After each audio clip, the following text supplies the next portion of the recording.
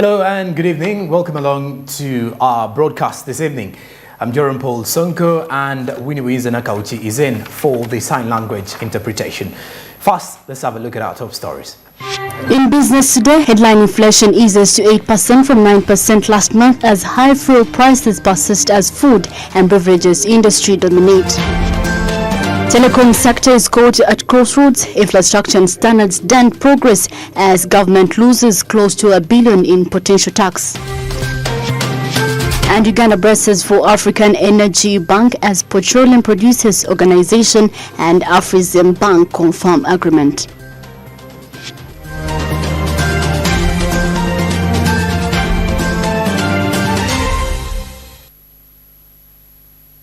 And we kick it off with the telecommunications industry, which is still caught up between delivery and compliance to operational and environmental standards.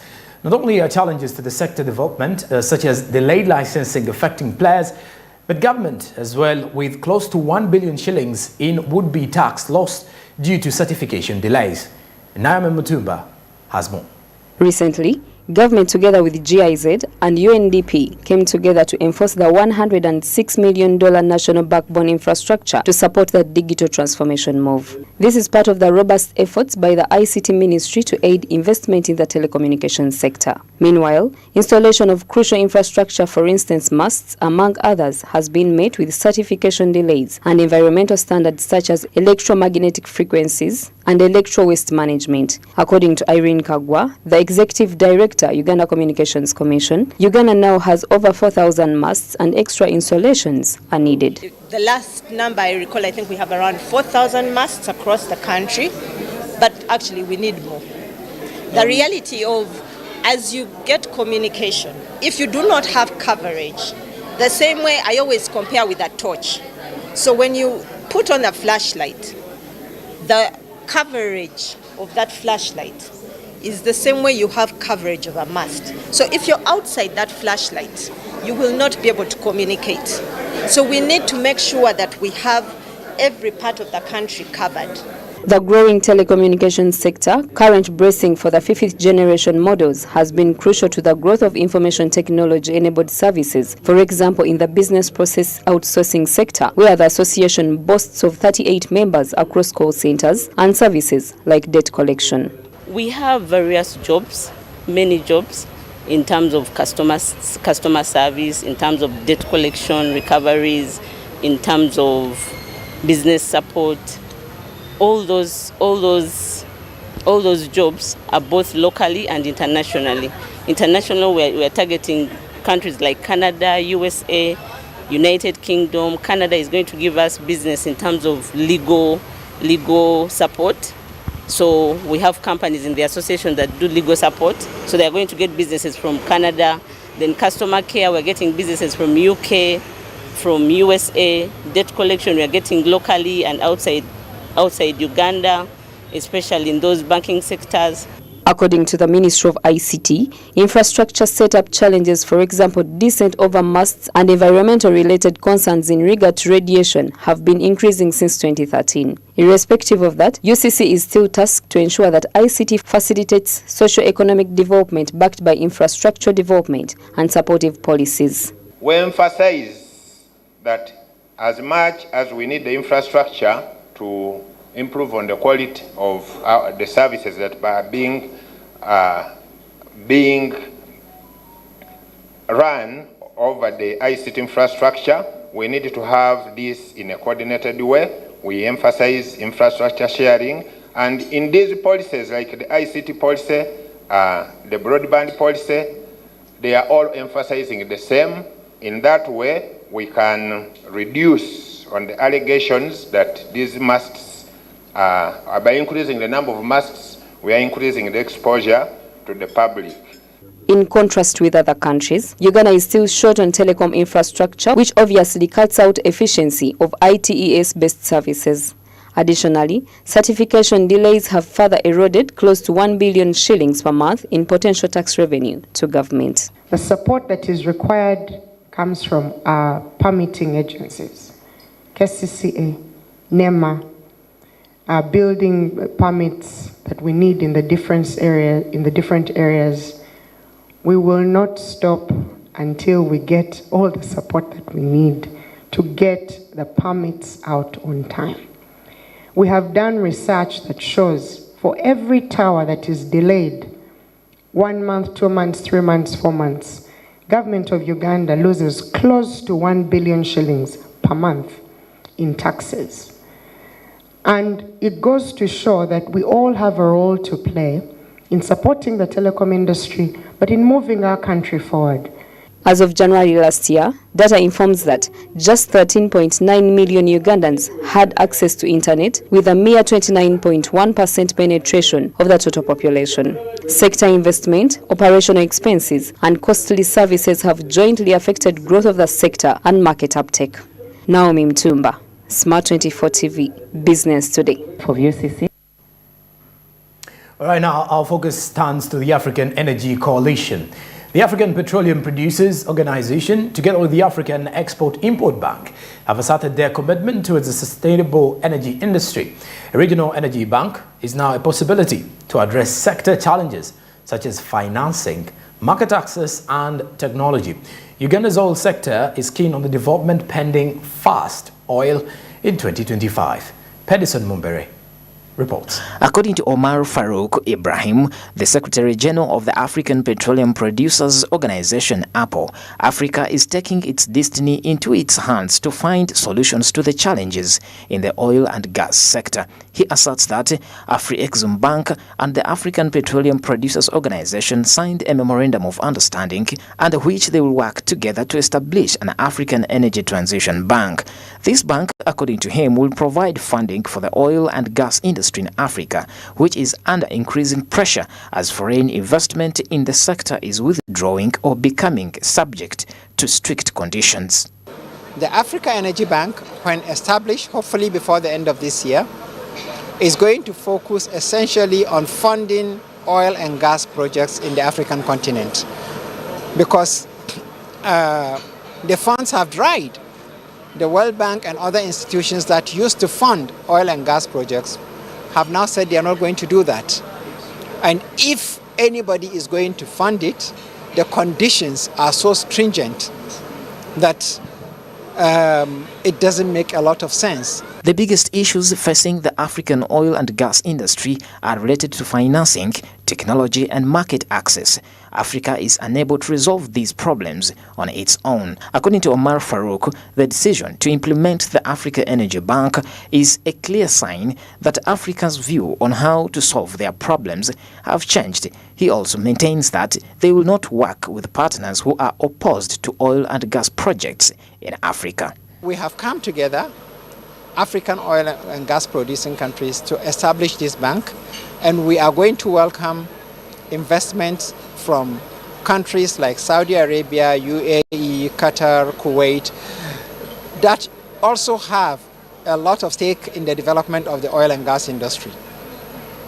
We are not going to open our doors to those who are against oil and gas at this time, because once you open the doors, you can be sidelined. There is no doubt that the $3.5 billion East African crude pipeline project was put into jeopardy after some international commercial banks withdrew from funding the construction of the world's longest crude oil pipeline. Ruth Nankabera, the Minister of Energy and Mineral Development, did not appear to be concerned about external threats. She instead encouraged Ugandans to improve their skills set in order to be ready for opportunities in the oil and gas industry. So we have trained the people, and I've been calling it self-contained, and we are continuing to train. Yeah, issues of climate, our policies, the East African Vision 2050, the Ugandan Vision 2040, the National Oil Policy, all those capture the issues of climate. If you don't, then you will be you will be attacked by those international civil society organizations that are overzealous when it comes to terms of climate change. But we are prepared as Uganda, because we did not leave any stone untouched. The Petroleum Authority of Uganda and the Ministry of Energy and Mineral Resources is doing the right thing by focusing on skilling of Ugandans in order for them to be able to take over those jobs. Because the oil and gas industry is one that is not tolerant of errors, because it's a very highly skilled type of sector that requires high standards. The government has imposed strict regulations on hiring foreign nationals in an effort to increase the participation of more Ugandans in the oil and gas sector. If there's no Ugandans who is qualified for the position, the permanent secretary will then enable the Ministry of Internal Affairs to grant a foreigner a work permit for a set period of time. Any oil company will be expected to train Ugandans after hiring a foreign worker so that by the time the work permit expires, there will be Ugandans qualified to take the positions. Bedson Mumbere, Smart24 TV, Business Today. All right, now Uganda's inflation has eased to 8%. It has further dropped to 8% from 9% the previous month. For 4 consecutive months since January, the threat has headed for a downward curve. Meanwhile, persistently high energy fuel and other utility prices have kept the headline inflation above the 5 mark. High food and beverages prices persist as demand for financial services and insurance remains low. Martha Nimsima was at the Uganda Bureau of Statistics, and this is what she gathered. Annual inflation results were primarily attributed to the annual core inflation that registered 6.8% in the year ending April 2023 compared to 7.6% registered in the year end March. The main driver to annual core inflation was the annual other goods inflation that registered 8.8% in the year ending April. For instance, the laundry soap inflation that registered negative 6.0% in April compared to the 4.4% registered in March 2023. Inflation for the 12 months to April 2023 decreased to 8.0% compared to 9.0% registered for the year ending March 2023. This was mainly due to core inflation.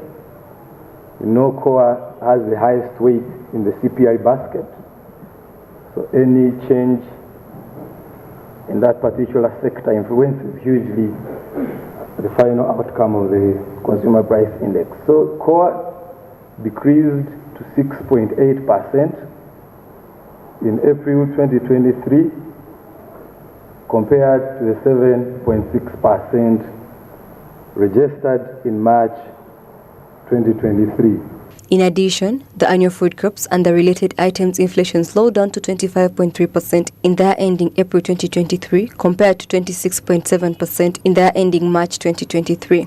The rains caused a rise in harvests and an increase in the supply of agricultural products, which might result in reduced pricing due to the competition among providers, which in return caused a fall in the price of food commodities. With the good weather, the cost of food commodities will continue to fall.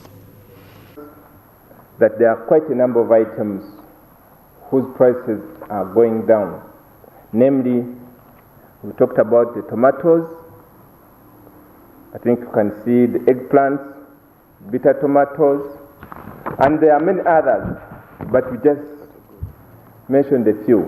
So this is an effect of the rainfall, that when we get the better weather, some of these items, the supply increases, and in the long run, also the prices go down. We hope, since the rain has been on, we hope if it continues, we might have better harvests. And we hope the prices for other items also will go down. However, the monthly inflation increased by 0.5% as opposed to 0.7% increase seen in March. And this was as a result of monthly services inflation, which also saw increases in education and healthcare related costs, as well as higher prices for communication and transportation services. These service categories may have increased due to the seasonal factors like the need for more transportation during the holiday season and the payment of school fees. For April 2023, registered a rise of 0.5% from the earlier 0.7% rise recorded in the month of March 2023. With the monthly inflation, this means that on top of the 0.7% inflation registered in March, there is an additional 0.5% registered in April 2023. Monthly inflation is more of a build-up.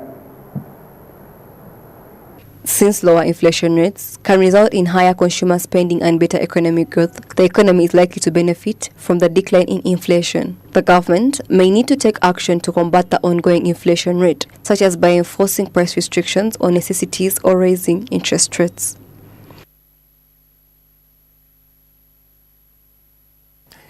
All right, now on that issue, for successive months this year, inflation has taken on a downward curve to the current 8%, though still high above the 5 mark. As this month comes to the end, the headline drop to 8%, up from 9%, holds many takeaways, as energy, fuel, utilities further influences the high prices. Now, Dr. Fred Muhumu, a senior development economist, joins us tonight to understand Uganda's current position and what to take from this kind of inflation that is dropping, because it does seem to be quite a positive sign ahead of 2023. Good evening, Doctor. Many thanks for joining us tonight. Good evening. Good evening. Hope you. Yeah, and I hope you're well too. Now, when you look at the latest report from the Uganda Bureau of Statistics, this clearly means that in the month of the year 2023, we have been receiving, or we've been dropping in regards to headline inflation. What impression does this create of the country's economic state? I think the main message really to pick up is the current inflation we are seeing like now for April 2023 is based on what the prices were in April 2022. And we all know that was the time prices were rising. So when you compare what the price was then and what the price is now, you are seeing a drop.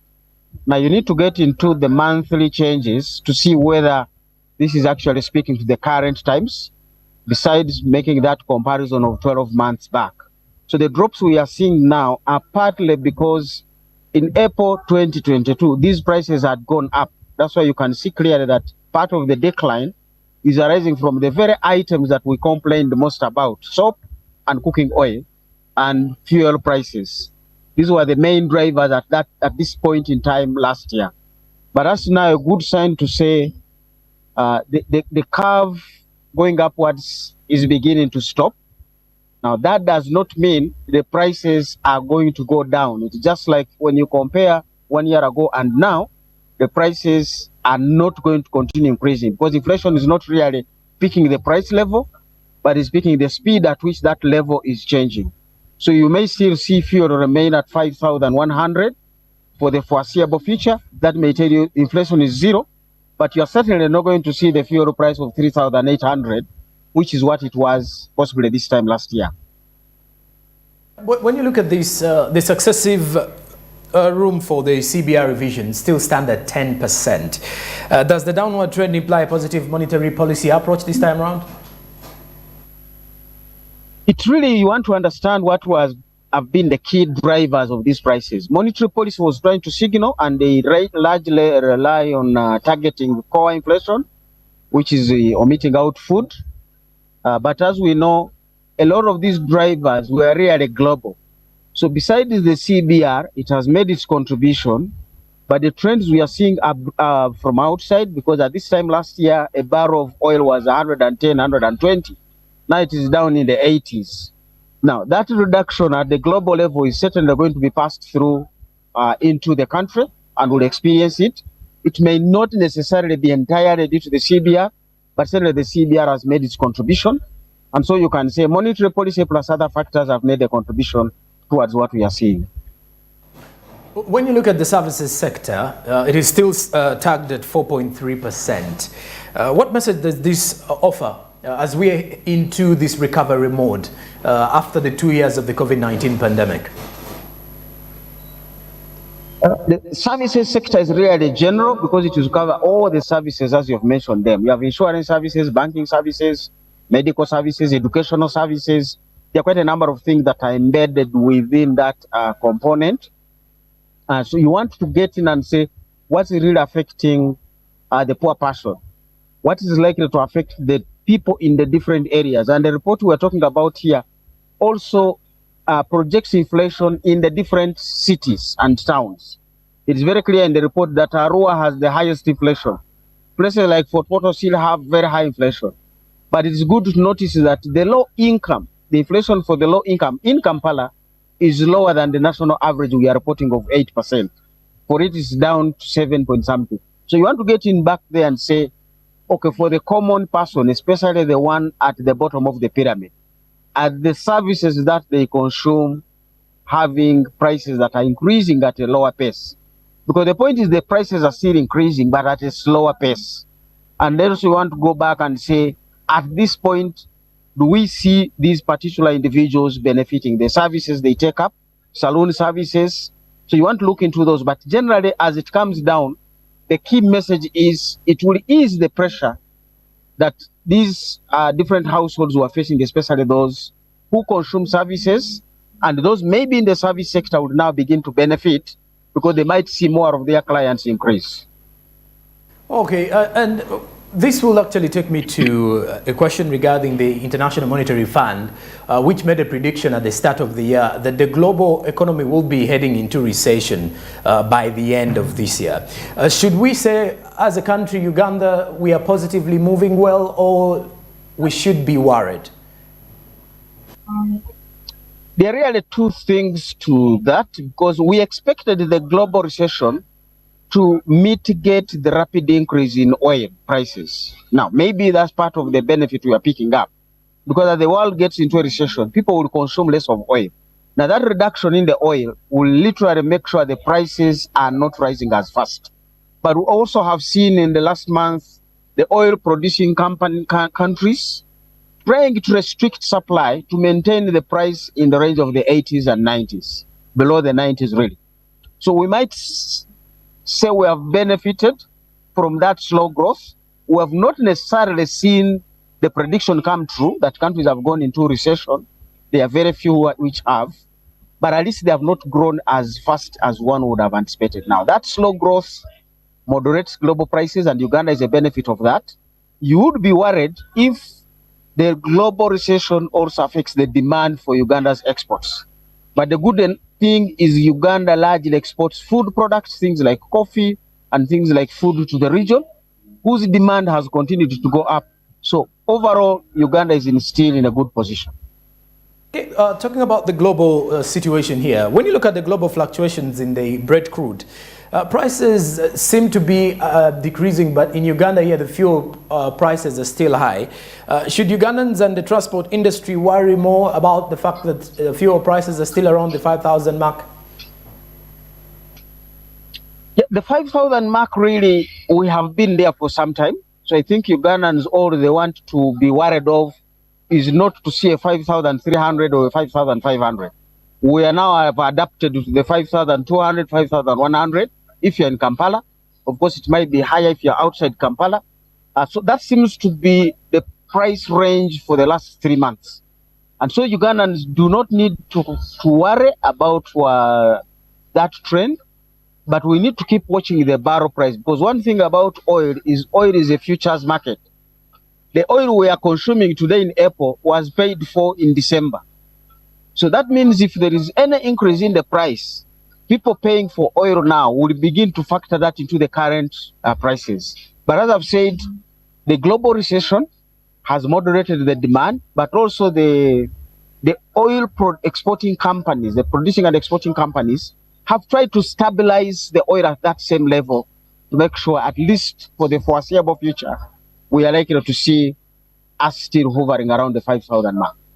All right, indeed. Now, Doctor, let's take a look back at the service sector here.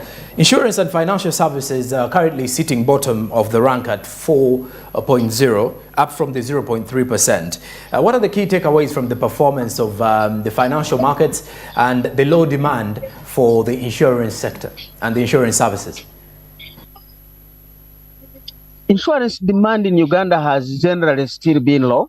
despite the disasters that have come up, people are still not responding to taking insurance as a means of mitigating disasters in businesses. I was hearing in traders complaining that there were heavy rains at Mombasa and water entered some of the containers, and we're now coming to government to say, can government help us? Now, these are business risks that people really need to adopt by insuring. You can insure against some of these business risks. So we need still ramp up the knowledge of insurance so that people can uptake insurance. And maybe that is partly why you are seeing that insurance, the inflation is not that high, but also the insurance people have tried to keep really the premiums, which is the charge that they take to insure your goods, to insure your business, to insure yourself and your home and your medical costs and whatever other services you get at the lowest possible level.